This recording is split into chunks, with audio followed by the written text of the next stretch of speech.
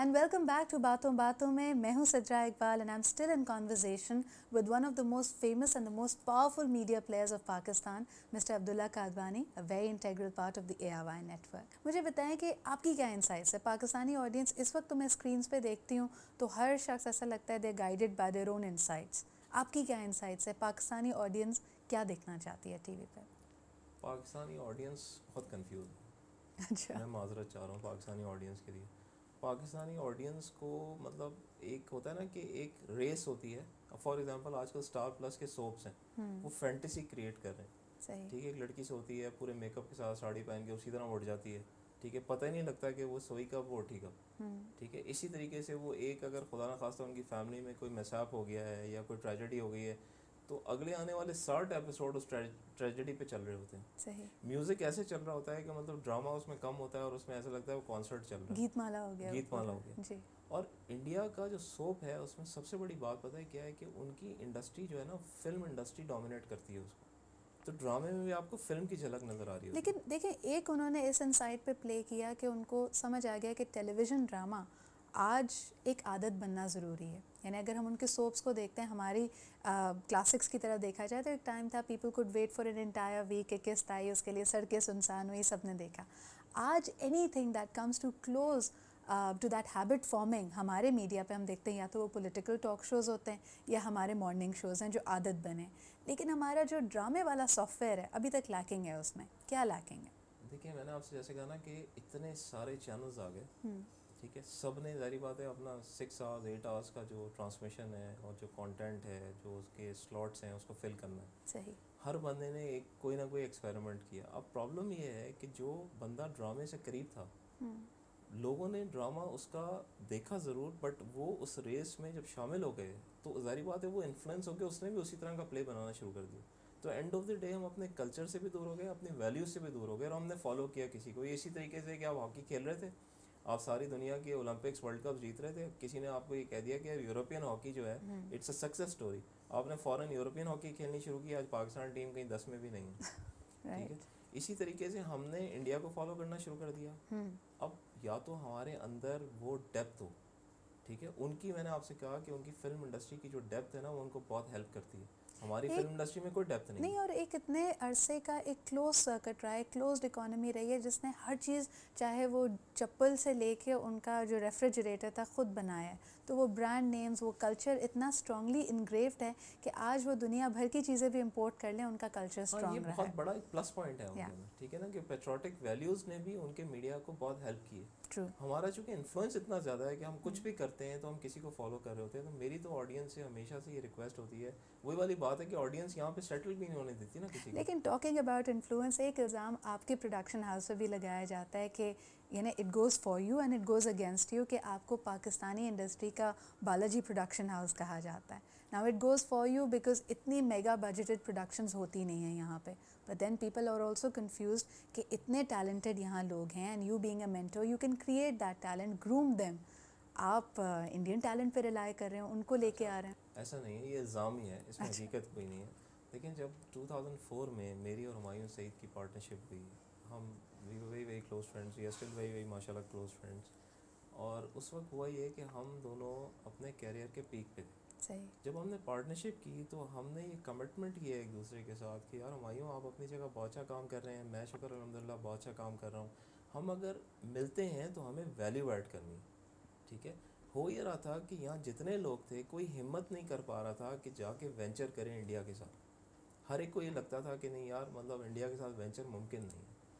हम गए, देखिए डायरेक्टर पाकिस्तानी, प्रोडक्शन पाकिस्तानी, और हमने उनके आर्टिस्ट लिए हैं सिर्फ जाके। ठीक है, हमने वेंचर क्रिएट किया, मतलब हमने उनको बेसिकली, देखें होता क्या है कि जब आपको ज़िंदगी में आपको जब इंटरनेशनली कुछ करना हो तो आपको वो एक्सपोजर लेना पड़ता है। सही। इंडियंस आके इधर वो एक्सपोजर नहीं लेंगे जब तक आप जाके उनको ला के दिखाएंगे नहीं कि अच्छा, हमारा लेकिन काम का लेवल क्या है। आपने एक प्लेटफॉर्म क्रिएट कर लिया, आपने उनको बुलाया, उनके साथ एक पीपल्स कॉरिडोर क्रिएट किया गया जिसमें उन्होंने आके एक्सपेरिमेंट किया, they learned about our actors, our talent. लेकिन क्या वजह है कि उनके यहाँ से तो अभी भी बहुत सारे लोग आ रहे हैं, जॉइंट प्रोडक्शंस में काम कर रहे हैं, हमारे एक्टर्स वहाँ की इंडस्ट्री में पेनिट्रेट नहीं कर पाए? आप इसकी क्या वजह देखते हैं? अच्छा, इसकी दो वजह हैं and these are two frank reasons basically. हो सकता है इसकी और भी वजूहत हो, लेकिन at least I am not aware of that. Candid ones. हाँ, कैंडिड वंस. नंबर वन कि हमारे एक्टर्स के साथ वो इंसाफ नहीं हुआ. ठीक है. अच्छा. नंबर टू, इंसाफ उस वक्त होता है जब आप अपने आप को उस लेवल पे ले जाके प्रोफेशनली वो कमिटमेंट शो करते हैं. हमारे एक्टर्स ने शायद, एक तो मुझे ऐसे लगता है कि वो थोड़ा सा इनसिक्योर फील कर रहे थे कि यार उस लेवल पे जाना है, उस लेवल पे जाके काम करना है, इतनी बड़ी इंडस्ट्री है कि यार हम पता नहीं उनके सामने कुछ कर पाएंगे नहीं कर पाएंगे, हमें उस तरह का एक्सपोजर मिलेगा नहीं मिलेगा. खुद ही कॉन्फिडेंस उन्होंने शैटर कर लिया, कॉन्फिडेंस भी शैटर कर लिया, वो रिस्क भी नहीं लिया. और होता ये है कि आप यहाँ देखें कि हमारे जो मतलब बहुत सारे समझ लें 80% प्लस एक्टर्स जो हैं वो तो बहुत अच्छे हैं, बहुत प्रोफेशनल हैं. लेकिन शायद उन 20% को ज़्यादा चांस मिला वहाँ काम करने का जिन्होंने वो लेवल ऑफ कमिटमेंट नहीं शो किया. सही. जब वो लेवल ऑफ कमिटमेंट नहीं आप शो करेंगे, अब उनका कोई भी एक्टर इधर आता है, आप ये देखें कि ही और she is committed with you for let's say 16 days, for 16 days or what 18 days 20 days or whatever the period is, time period is, वो आपको उफ नहीं करेगा, वो आपको एक्सक्यूजेस नहीं देगा, वो आपको रीजंस नहीं देगा, और वो आपके साथ इस तरह घुल मिल के काम कर रहा होगा कि आपको ऐसा लगेगा कि यार ये तो कहीं से आया नहीं है, तो हमारा पार्ट है. यानी हमारे यहाँ एक्टर्स वो अपना लेवल पाने से पहले स्टार्स बन जाते हैं. May be that's their problem. हाँ, शायद उनको ये महसूस होता है. देखिए हर चीज़ के लिए थोड़ा टाइम तो लगता है. ठीक है. आपको अब ये तो मानने वाली बात है ना कि वो इंडस्ट्री हमारी इंडस्ट्री से एटलीस्ट 30-40 टाइम्स बड़ी है. ठीक है.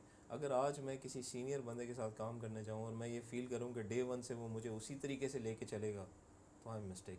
लेकिन टेल मी समथिंग, यहाँ तो हम एक्टर्स की बात कर रहे हैं, they are flamboyant, they keep experimenting, evolve कर रही है एक जॉनर, चलें ठीक है. हमारे यहाँ कुछ और लोग हैं जिन्होंने न्यू फाउंड पावर्स हैं उनके पास. हमारे जैसे पॉलिटिकल एंकर्स को आप देखें, और कईयों का सफ़र तो बड़ा ही अमेजिंग रहा है, from opinion makers to policy makers, and some of them are your closest friends. तो आपके ख्याल में are they on the right path, are they taking all the decisions wisely, या आप उनको रेकमेंड करेंगे टू टेक कॉशन? आप किसकी बात कर रही हैं?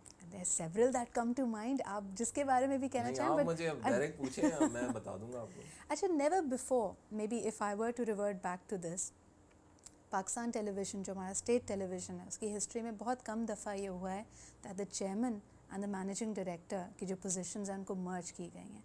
And now the person who is occupying these two positions, these two very important positions, is your close friend, Dr. Shahid Masood. क्या कहेंगे आप कि do you feel that he is up for that challenge, क्योंकि एक बड़ा mammoth challenge है उनके सामने? देखिए, सबसे पहले तो मैं आपको बताऊं कि मुझे ऑनेस्टली बहुत खुशी है इस बात की कि एक ज़िंदगी का सफ़र शुरू होता है एज ए होस्ट, और आज उनकी ज़िंदगी की एक लेवल ऑफ अचीवमेंट देखें कि वो एक स्टेट चैनल के एमडी और चेयरमैन हैं, और ये पाकिस्तान की तारीख में पहली दफ़ा. बल्कि इवन बियॉन्ड दैट उनका सफ़र शुरू होता है एज जिना हॉस्पिटल की इमरजेंसी वार्ड में एज समबडी. हाँ, मीडिया के सफ़र की अगर बात करते हैं जी. और जहाँ तक सवाल है उनका उस चीज़ को एक्सेप्ट करने का, आई थिंक कि उनका राइट डिसीजन है, उनको एक्सेप्ट करना चाहिए था. क्योंकि देखिए, आपको स्टेट ऑर्गेनाइजेशंस में भी आपको रेवोल्यूशन लाना पड़ेगा. अच्छा, रेवोल्यूशन ज़रूरी है या रेफर्मेशन ज़रूरी है? मेरा ख्याल है दोनों ही ज़रूरी है. अपनी अपनी जगह अगर बैलेंस करके आए तो